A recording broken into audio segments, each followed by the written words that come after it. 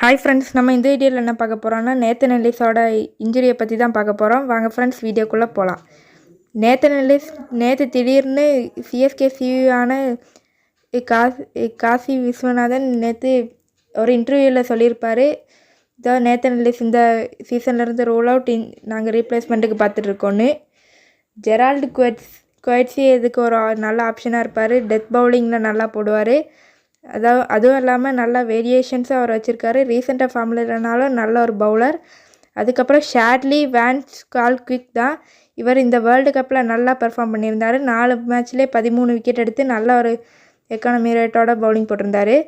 அதுக்கப்புறம் இருக்கிற 4 ஆப்ஷன்ஸ் யாருன்னு பார்த்தோன்னா Will O'Rourke, Akash Madhwal, Jhye Richardson, அப்புறம் ஸ்பென்சர் ஜான்சன். இதில் ஸ்பென்சர் ஜான்சன் வரக்கு தான் நிறைய சான்சஸ் இருக்குது.